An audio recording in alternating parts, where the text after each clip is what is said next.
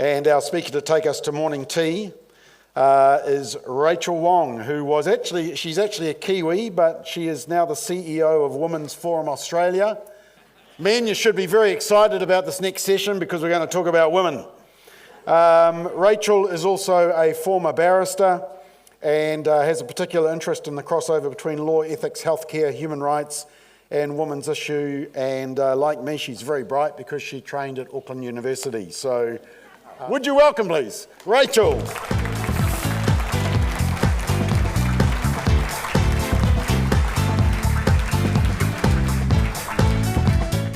Good morning, everyone. It's wonderful to be back at Forum on the Family, and I'd like to thank Bob for allowing me to return. I'd also like to thank you, Bob, for your powerful introduction this morning, and also to Joe for his powerful presentation, which have both set the scene nicely for what I'm going to be speaking about this morning. As Bob mentioned, I am the CEO of a non-profit organisation called Women's Forum Australia. Women's Forum is an independent think tank that undertakes research, education and public policy advocacy on economic, health and cultural issues affecting women and girls. Such issues include sexualisation, violence against women, pornography, prostitution, trafficking, abortion, adoption, surrogacy, motherhood and women's sex-based rights. We engage with media, politicians and the general public on these issues with a view to influencing public policy and culture in a way that is genuinely pro-women. The explosion of issues arising over the past few years when it comes to the conflict between gender ideology and women's and children's rights and welfare has meant we have been doing a lot of work in this space. And today I'm going to discuss some of those issues and some of that work. First, we'll look a little deeper into the pervasive problem of gender ideology, and then we'll look at some of the harms that have resulted from this dangerous ideology. Next, we'll look at some of the positive developments in this space, and finally, we'll look at what we can do to make a difference.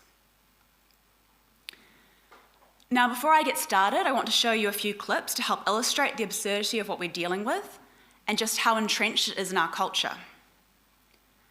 This year, multiple instances came to light around the globe of public officials struggling to answer the most basic of questions: what is a woman? I have no doubt there are many more examples, but these three went viral, causing such a media storm that the question was actually asked of Australia's then Prime Minister Scott Morrison and opposition leader Anthony Albanese in the lead up to our federal election earlier this year. The first of these officials was Ketanji Brown Jackson, a recently appointed American Supreme Court Justice who was asked the question during her confirmation hearing. The second was British politician Rishi Sunak, who was asked the question during a radio interview. And the third was Australian Department of Health Secretary, Dr. Brendan Murphy, who was asked the question during Senate estimate hearings. I will play you all three clips, which are about a minute each. First up, we have Ketanji Brown Jackson from the US. Can you provide a definition for the word woman? Can I provide a definition? No. Yeah.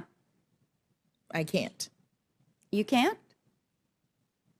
Not in this context. So I'm not a biologist. The meaning of the word woman is so unclear and controversial that you can't give me a definition?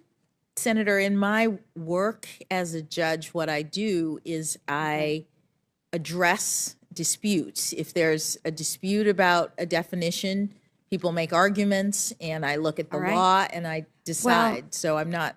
The fact that you can't give me a straight answer about something as fundamental as what a woman is underscores the dangers of the kind of progressive education that we are hearing about. After this clip went viral, the internet was flooded with "I'm not a biologist" memes, which are definitely worth checking out. These days. Next up, we've got Rishi Sunak, who is the UK politician. Politicians these days, not just on the Labour side, as Keir Starmer seems to find this a difficult question to answer. Rishi Sunak, what is a woman? Well, I thought the Prime Minister answered this brilliantly in Prime Minister's Question Times, in Prime Minister's Questions this week, and I fully agree with him. And so what is your definition of a woman? As I said, I would exactly agree with what the Prime Minister said at Prime Minister's Question Time. I thought he answered the question very well. An adult human female? Sorry, Julie, as I said, I thought the Prime Minister answered the question brilliantly, and I agree with every word. He thought he answered it brilliantly. So what were the words that he said that you agree with, Chancellor? I think if you look at the full thing that he said on Wednesday, he answered the question brilliantly, and I would agree with every word that he said. We're not going to get a proper answer from you, are we? It's a really simple question. Because I can't remember it. Because I can't remember. Well, okay. I mean, adult human. As well as he did. Adult human female. I thought he put it very well, and I think if actually you get his language, and I'd happily associate myself with every word that he said. I thought he put it very well. All right, Rishi Sunak, Chancellor, really appreciate you joining us. Thank you very much indeed. Sorry, the video is a little bit out of sync, but I think you can still all appreciate how ridiculous that was. Next up, we have Health Secretary Brendan Murphy from Australia. That is one which has troubled me for a great deal of time with the bureaucracy here. Can someone please provide me with a definition of what a woman is? Department of Health. Definition of a man, definition of a woman. Anyone? It's pretty basic. Basic stuff. Professor Murphy. I think there are a variety of definitions, and I think a simple perhaps to give a more fulsome answer, we should take that on notice. You're going to take on notice the question of what a woman is. No, well, there are a variety. It's a very contested space at the moment, Senator. It's not just a woman who's born a woman. But there are definitions in terms of how people identify themselves. So we're happy to provide our working definition on those. One of the. I've only been here 2 years. That's the best thing I've seen thus far. Thank you so much. South Australian Senator Alex Antic, who asked the question, also asked several other public officials, and none of them could answer it. Murphy has now come back with a 78-word definition. I'm not going to read it to you, but the point is it shouldn't take 78 words to define what a woman is. Morrison and Albanese actually answered the question correctly. Albanese said a woman is an adult human female, and Morrison said a member of the female sex. I would almost be impressed, but given we were in a pre-election period, I'd hazard a guess that they were saying what they thought the majority wanted to hear, which, while perhaps was self-serving, is nevertheless a good indicator of where ordinary people are at. So why are people finding it so difficult to answer this incredibly simple question? What are the deeper issues at play? So we're all on the same page. Let us start by defining a few terms. Sex refers to a person's biological characteristics that make them male or female. For example, reproductive organs, chromosomes, hormones, and so on. In very rare cases, a person may be born intersex with a combination of male and female biological traits. The term gender is a bit more complex. It has traditionally been used to refer to the range of social characteristics pertaining to masculinity and femininity. There are some, like myself, who believe that gender is generally tied to a person's biological sex, but may also manifest between the sexes. We've all met women that have masculine traits and men that exhibit feminine ones. There are others, like gender-critical feminists, who view the idea of gender as harmful as it reinforces rigid stereotypes and roles. And there are certainly degrees to which I agree with them on this. Then there are those who view gender as non-binary or fluid, which is why we now see transgender people who identify as a gender that does not correspond with their biological sex, and a range of gender identities which are completely unrelated to sex.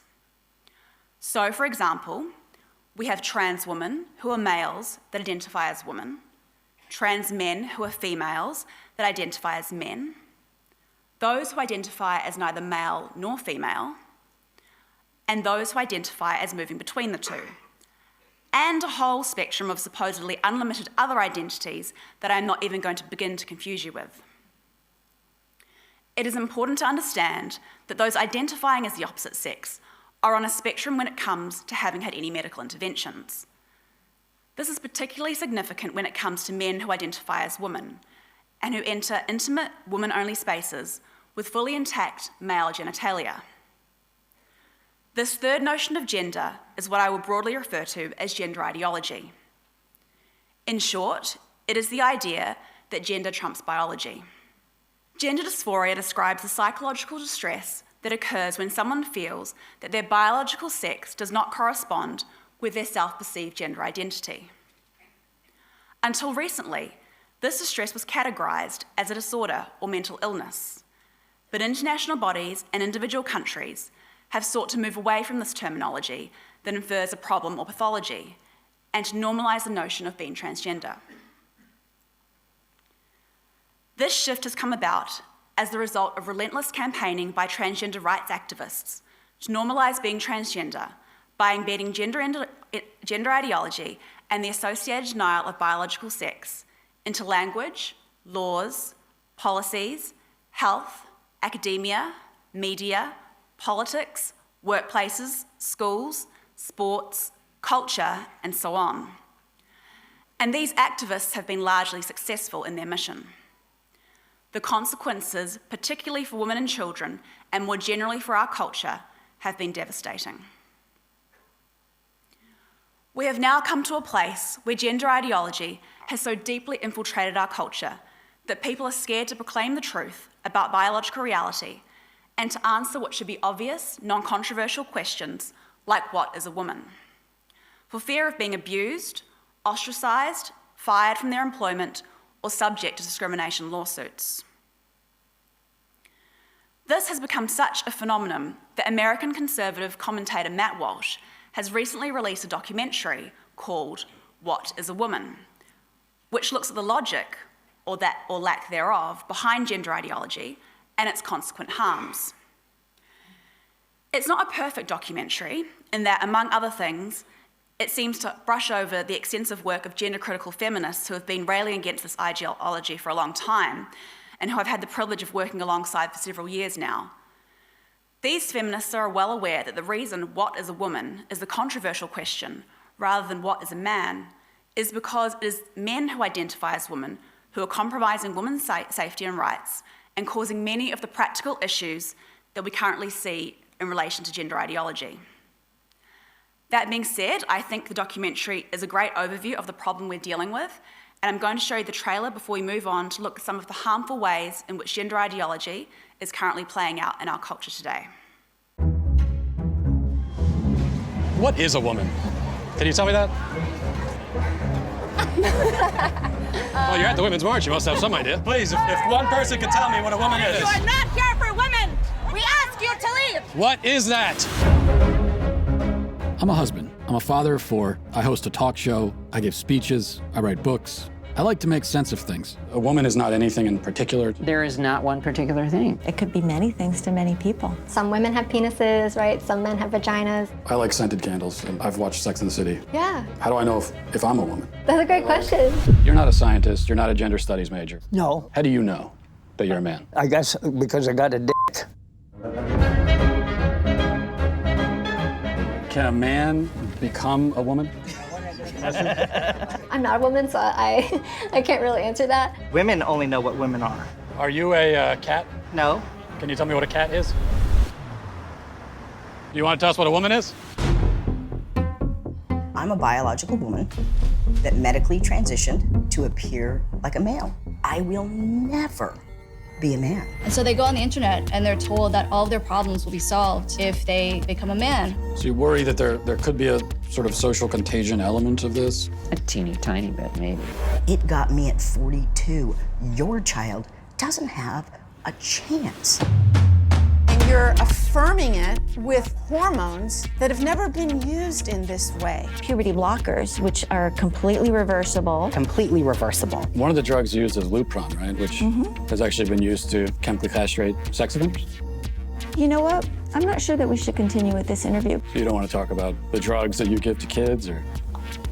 How can they be removing the healthy breasts of 15-year-old girls? There are masculine girls. There are feminine boys. What are we gonna do about that? Carve them up? How can this whole thing be happening, Matt? I wanted us to have a safe place to be able to talk about this. Part of me wants to ask why you care so much. I care about the truth. I care about children. I care about the women who are having their opportunities stolen from them. Is it transphobic to tell the truth? The interview's over. Let's turn off the cameras. Excuse me, They're fair. I just wanted to know, what is a woman? and you're not going to find out. Based on what I'm saying, would you ever want to move to America? They say no, never.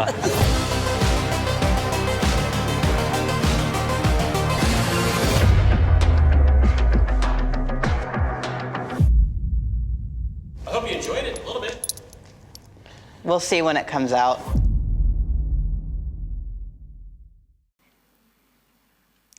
Now, perhaps a lot of you have already seen that, but for those of you who haven't, I do recommend watching it.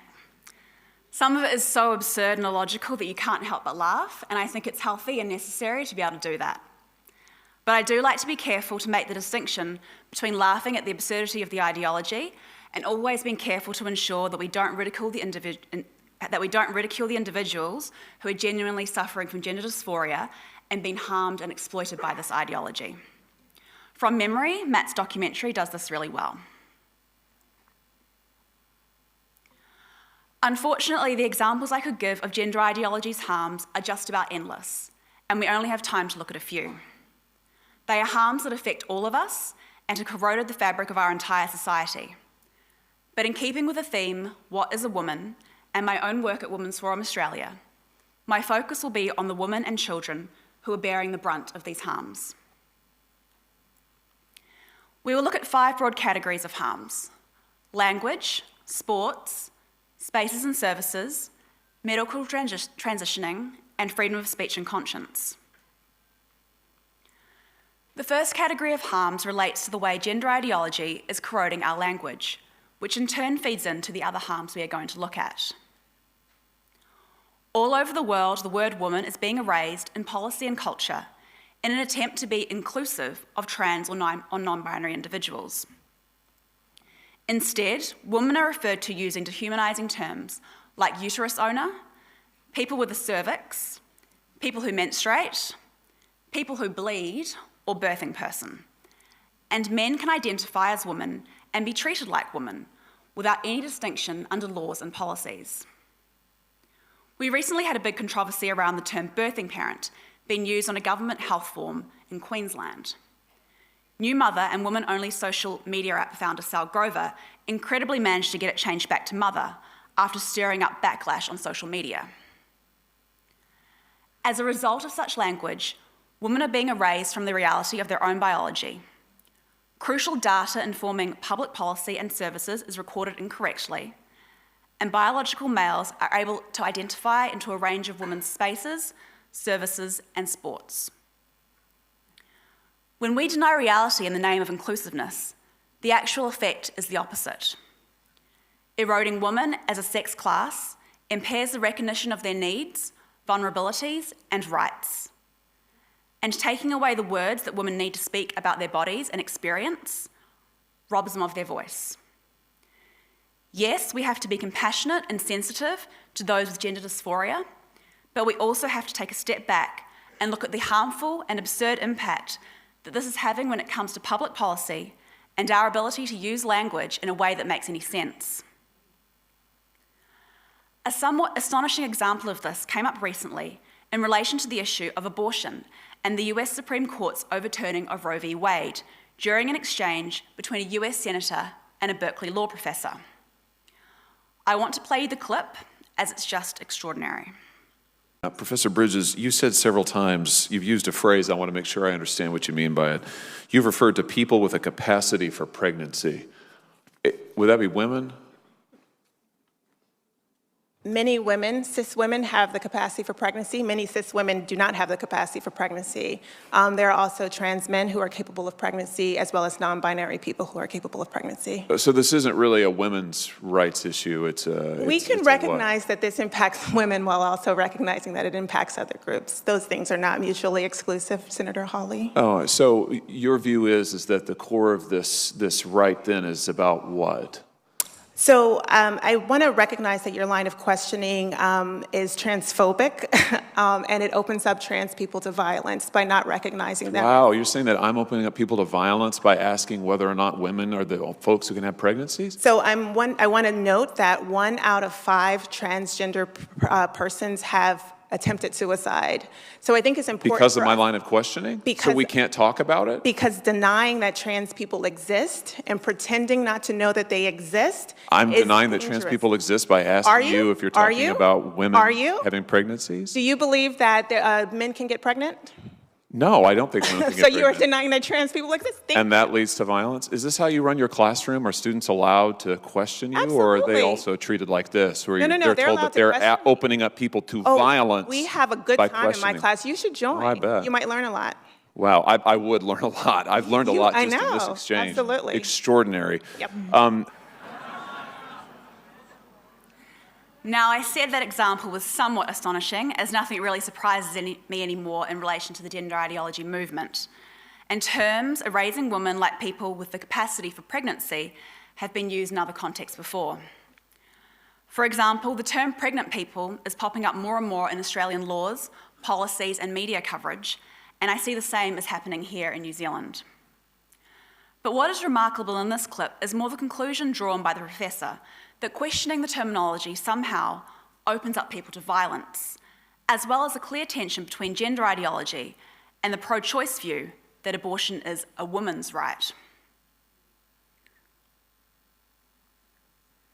Now we turn to look at sport. Thanks to highly publicised stories of transgender athletes like American swimmer Leah Thomas, the clash between gender ideology and women's rights and welfare in sport is one of the most prominent issues at the moment when it comes to the harms resulting from gender ideology. We are lucky in Australia to have some excellent advocates on this issue, particularly Tasmanian Senator Claire Chandler and Save Women's Sport Australasia co-founder Catherine Deves. It is also an issue that Women's Forum has been doing a lot of advocacy around. Earlier this year, we released a research report reviewing the issues raised by the inclusion of transgender athletes in women's sport. We looked at how it jeopardises the physical safety of women and girls, fairness in competition, and the full range of opportunities provided by sport. The report explains that in events where power, stamina, and strength are deciding factors, athletes that have passed through male puberty have a lifelong advantage that tilts the playing field significantly in their favour. It includes research which shows that male athletes are up to 50% stronger, 30% more powerful, 40% heavier, and about 15% faster than female athletes. It also considers how testosterone suppression has minimal impact on decreasing these advantages, despite the fact that this is often used as the qualifying standard for males being able to compete in women's sports. To illustrate the inherent unfairness of allowing males to compete in women's sports, it references examples of trans athletes like Leah Thomas, who catapulted from number 462 in men's swimming to number 1 in the female ranks, blitzing female swimming competitors and taking team spots and awards from them. The report also looks at how allowing male-bodied athletes to compete in women's sport elevates the risk to women's safety, particularly for contact sports. A confronting example of this, playing out in reality, involves trans MMA fighter Fallon Fox. Fox, who was a biological male, began identifying as a female and started mixed martial arts. He seriously injured his first 2 opponents, with the first suffering career-ending skull injuries in the course of a fight that lasted only 39 seconds. His second opponent escaped with a concussion, 7 staples to the head, and a broken orbital bone, declaring that she had never felt that kind of strength in a fight or felt so overpowered in her entire life. Neither opponent was made aware that Fox was a biological man.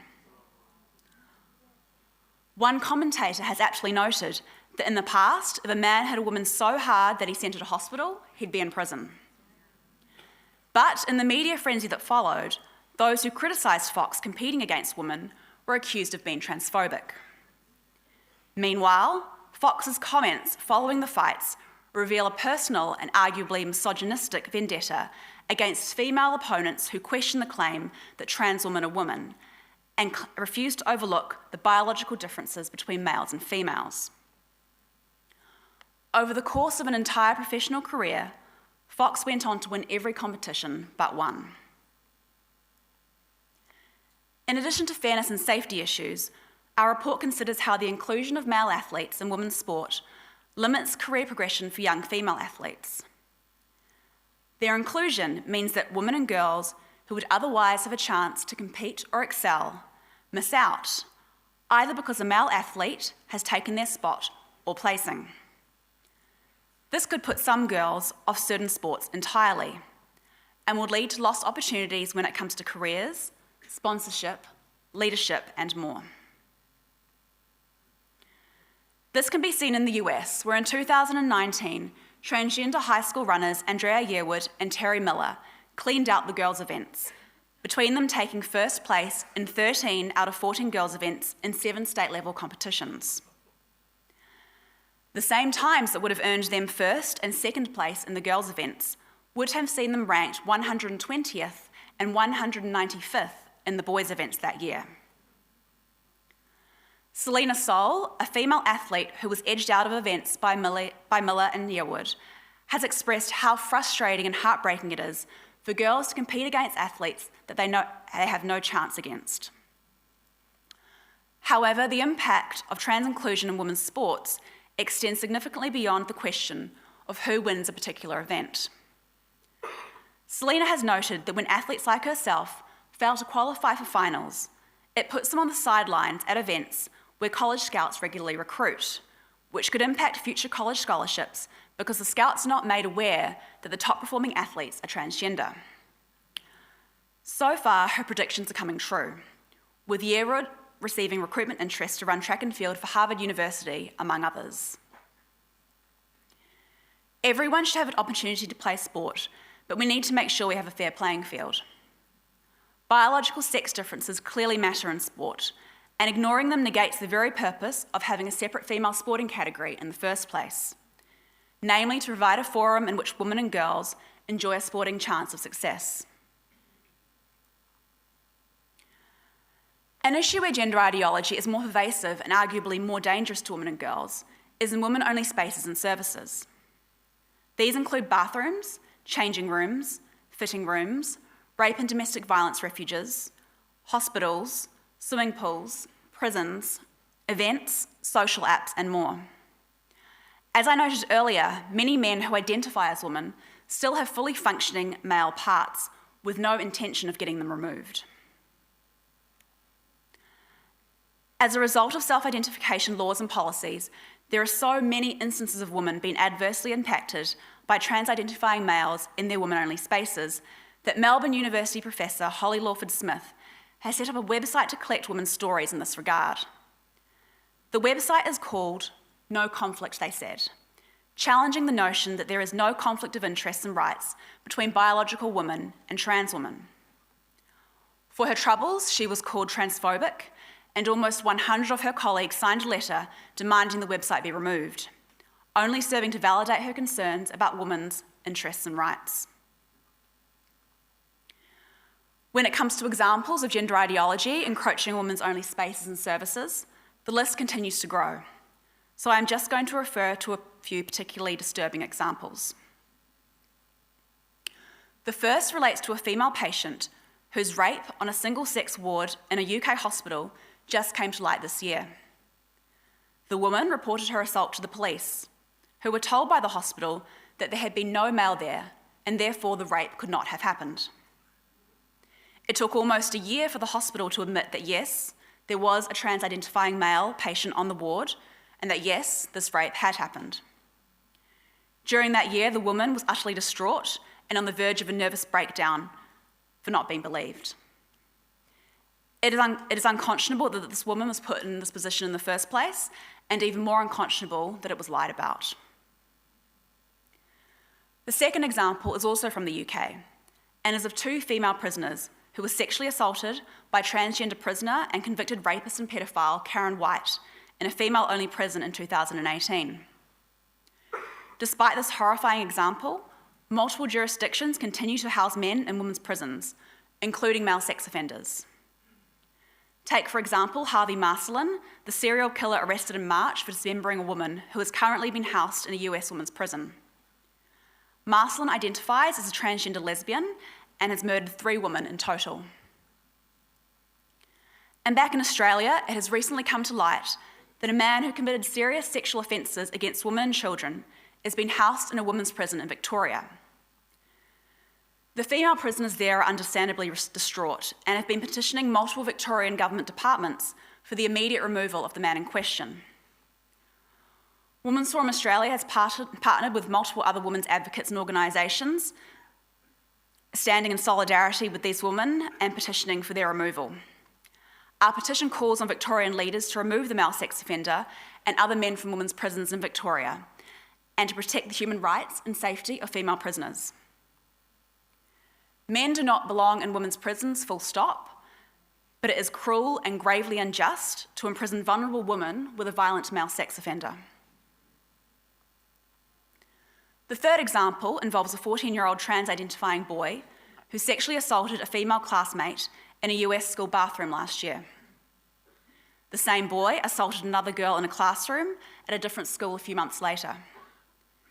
The incidents caused mass backlash from parents and students, with some specifically condemning the school policies that allow transgender students to use the bathroom of their perceived gender identity. It is no coincidence that these 3 horrific examples involve the sexual assaults of females by trans-identifying males.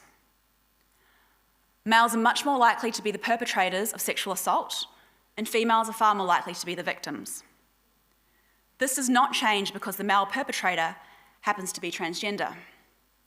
Gender identities do not rape women, male bodies do. This fact, coupled with females' inherent vulnerability when it comes to their smaller size and strength, is one of the key reasons men should not be allowed to identify into women's single-sex spaces, and why such spaces must be based on biological sex, not gender. Arguably the greatest harm stemming from gender ideology is medically attempting to transition people to their perceived gender identity using puberty blockers, cross-sex hormones and surgery, particularly when it comes to children and young people. A non-questioning gender affirmation approach to those presenting with gender dysphoria is currently prevalent in Western medical systems, whereby if a patient believes that they have a gender identity that is incongruent with their biological sex, the approach by medical professionals is to affirm them in that perceived gender identity and to explore options for medical transitioning rather than taking a holistic approach and examining the underlying causes that may have led to their gender dysphoria. One common argument for taking this approach is that it improves the mental health of trans people and prevents suicide, even though there is no rigorous evidence to support this. Indeed, the upshot of this approach is that vulnerable people who are already struggling with their mental health are then put on the pathway of medicalisation, often entailing major irreversible surgery or hormone therapy with harmful short and long-term implications. This is especially the case for minors, who in addition to any mental health struggles are also dealing with the ups and downs of adolescence and puberty, and are at a stage in life where their brains and decision-making capacities are still developing. When it comes to women and girls, added to this are the unique pressures they face in the areas of sexual violence, objectification in porn and entertainment, and the more general body image issues resulting from phenomena like social media, eating disorders, and unhealthy interpersonal relationships, which can cause them to hate their bodies and indeed being female. It is no surprise then that we are seeing a huge surge in girls wanting to change their gender. US journalist Abigail Shrier has written about this in her book, Irreversible Damage: The Transgender Craze Seducing Our Daughters, particularly the social contagion aspect and the influence of social media, YouTube, friends, gender-affirming healthcare, and so on. Between 2016 and 2017, the number of transgender surgeries for females in the US quadrupled. And in the UK, the number of girls referred for gender reassignment treatment rose by over 4,000% in the past decade. Similar increases have been observed in other Western countries as well. Transition has not only failed to address the complex social and mental health issues these young women are suffering from, which generally involve a backdrop of family dysfunction, sexual abuse, eating disorders, crises of sexuality, mental health issues, and behavioural disorders. It has often exacerbated them or added new ones. As a result, the number of women who regret their gender reassignment and are seeking to detransition is also growing.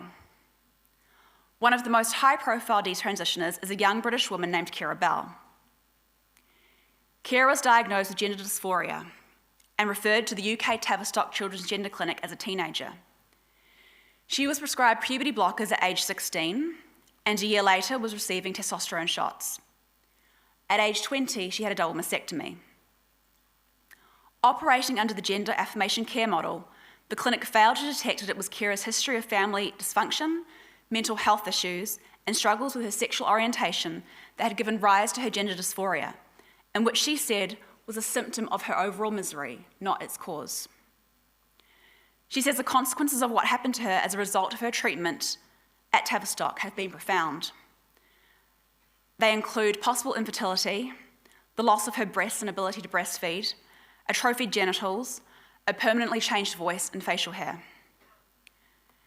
In 2020, Kira brought a case against Tavistock, arguing that the clinic should have challenged her more on her decision to transition and that it had failed in its duty of care to protect young patients who sought its services.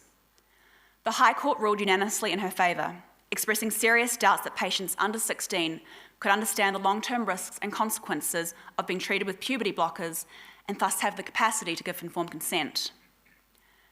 Tavistock appealed the decision, and last year the Court of Appeal overruled the High Court's ruling, holding that it is the role of clinicians, not judges, to determine whether under 16s can give consent to puberty blockers. The Supreme Court has since denied Kira leave to appeal, but as some commentators have noted, Kira has already won.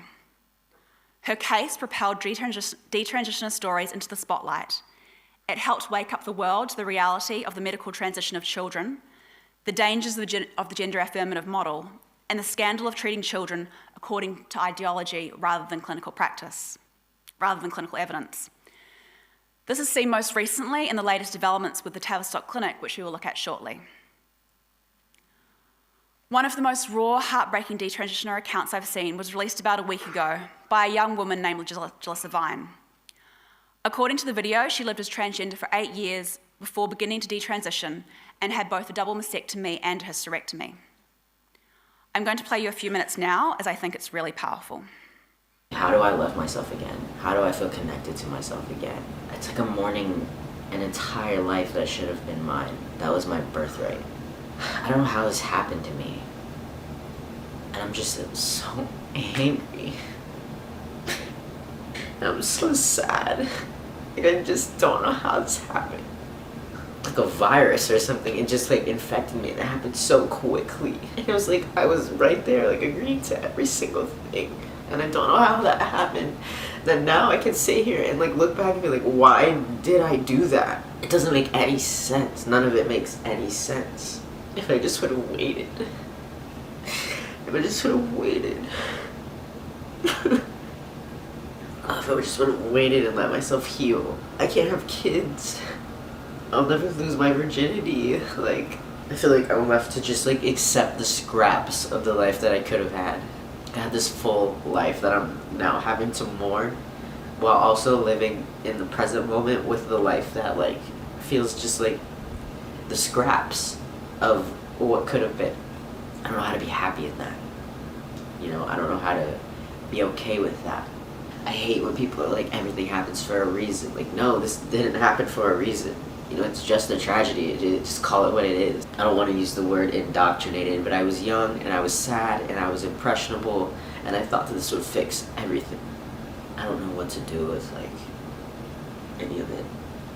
I think I just feel a lot different also though from most detrans girls because, or detrans women, detrans girls and women, because I've had bottom surgery. Like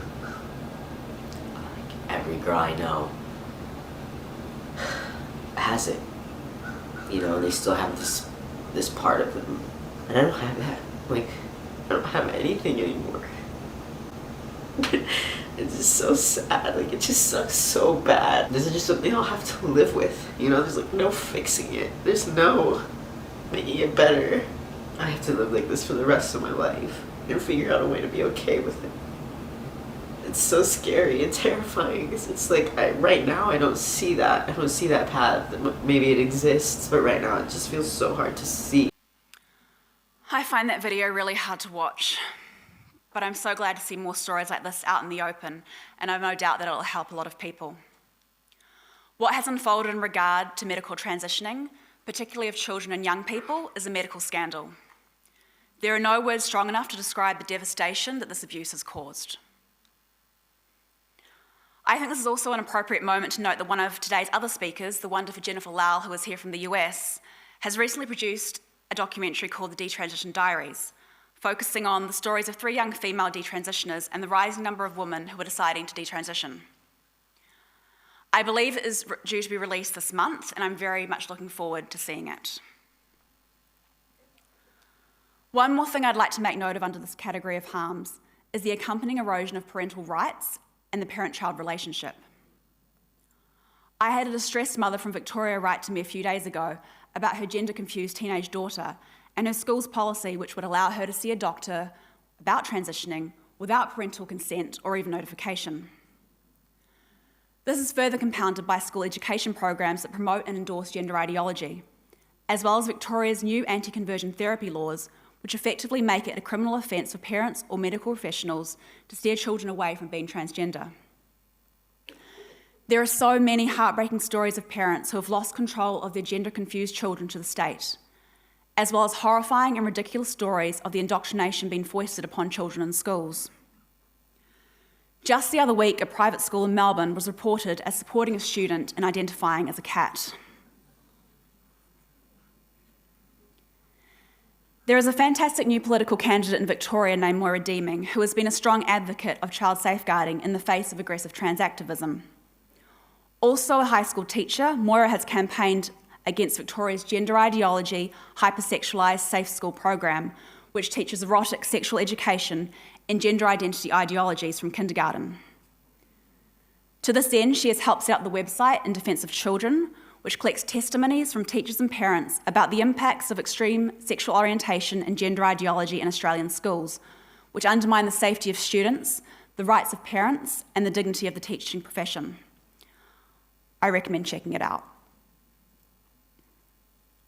The final category of harms I want to look at that result from gender ideology are those relating to the affront to freedom of speech and conscience. The freedom to openly discuss important issues is critical if we are actually going to ascertain truth, make progress, and take into consideration the needs and voices of all those concerned.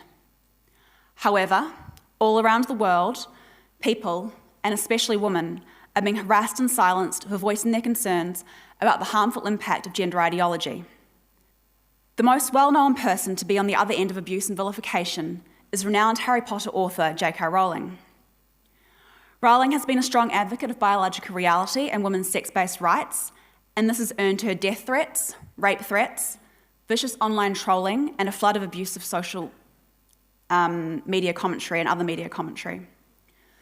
Such abuse is unfortunately not rare, and while not necessarily on the same large public scale, is experienced by many who attempt to speak out against gender ideology.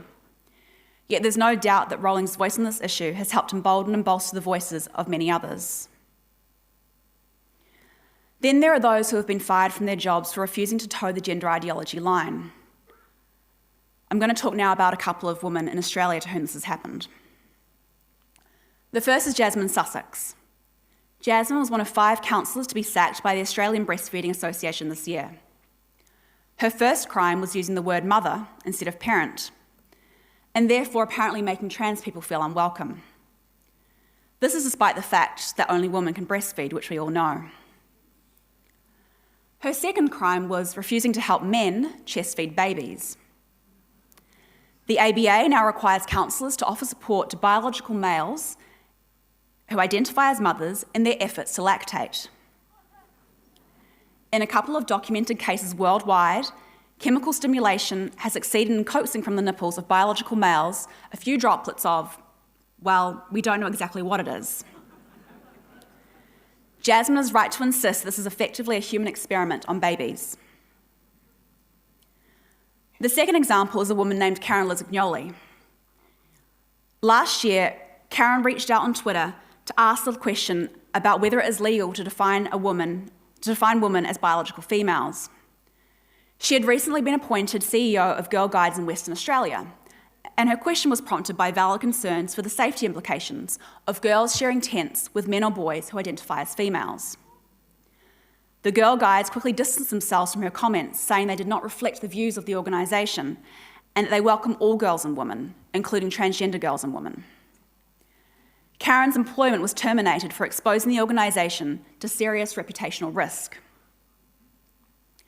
Just a month before Karen made her comments, news surfaced from Britain that Transgender Girl Guide Commissioner Monica Sully had been posting disturbing photos of himself on social media in bondage and dominatrix positions. You'd think if an organisation had cause to complain about their appointed leaders exposing them to serious reputational risks, it would be Girl Guides UK. But in comparison with Girl Guides WA, their response was much more restrained. They launched an investigation, and during that time, parents who raised concerns about the leader were extraordinarily reported to and brought into questioning by the police for transphobia and hate crimes. It doesn't get much crazier than this. Now, after all that doom and gloom, I'd like to highlight some of the wins we have been seeing recently in the pushback against gender ideology. The first is the momentum that is building when it comes to protections for women's single-sex sport. After trans athlete Leah Thomas thrust the issue into the media spotlight, more and more female athletes have been speaking out, and pressure has been mounting on sporting organisations to ensure safety and fairness for female athletes. World swimming body FINA got the ball rolling in June when it ruled that anyone who had passed through male puberty would not be eligible to compete in women's swimming competitions, and instead opted to establish a new open category that will allow trans athletes to compete fairly. Since then, British Triathlon, English and Irish Rugby, and New Zealand Boxing, among others, have also moved to restrict male athletes from competing in women's events. Another major positive development was the closure of the UK Tavistock clinic last month.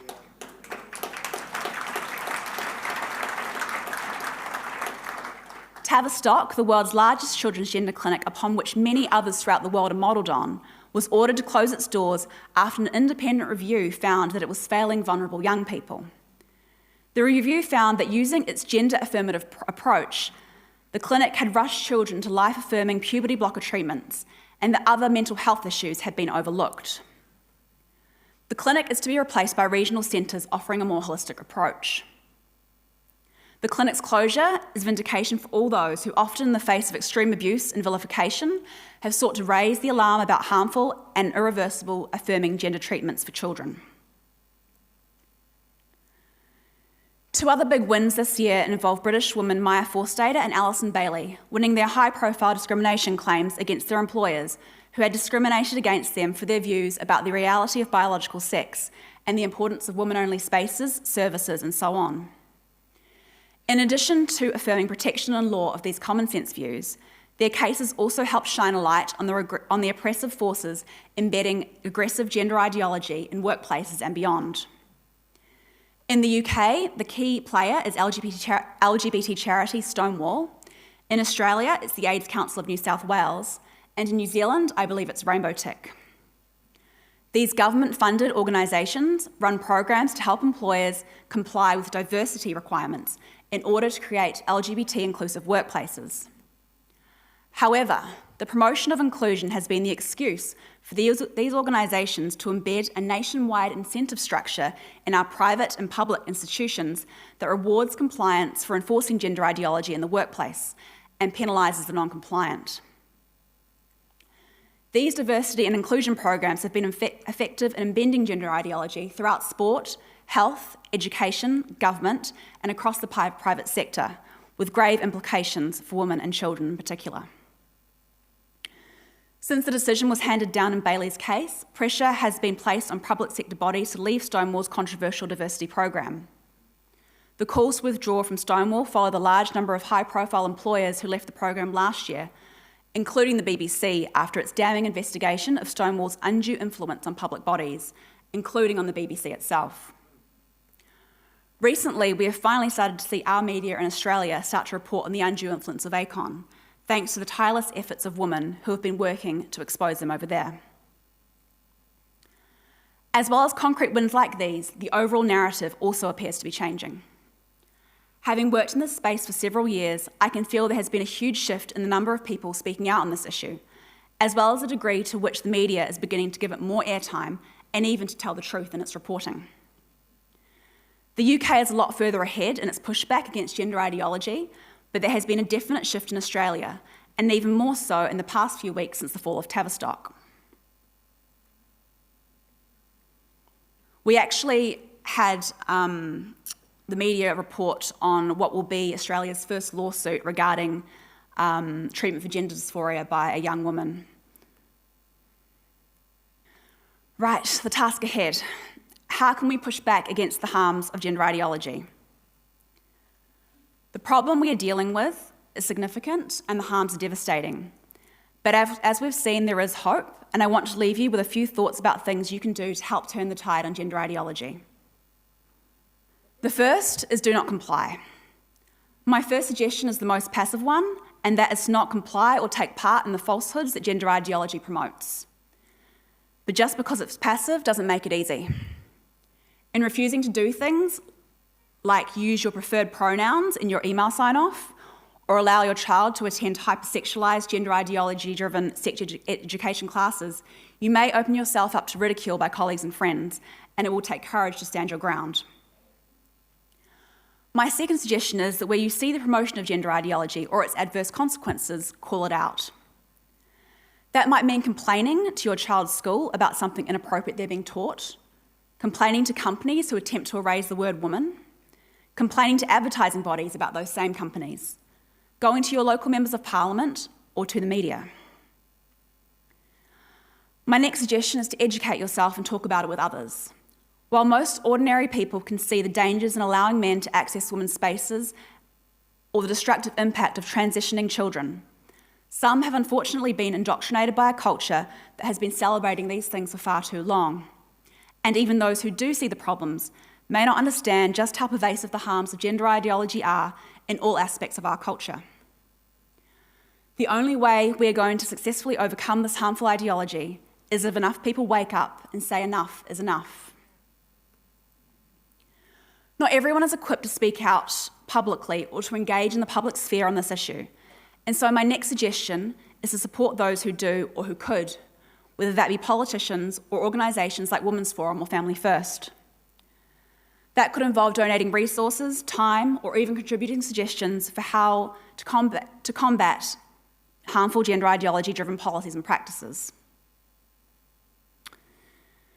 My final suggestion is to find those with similar concerns and to work together, even with those whom you may not agree with on every other issue. Not only is this a source of personal consolation, but it makes the pushback more powerful. While gender ideology and all the issues that stem from it are currently some of the most divisive in our culture, I have also found it to be the issue that is the most uniting when it comes to drawing together different people from all walks of life, political leanings, cultural and spiritual backgrounds.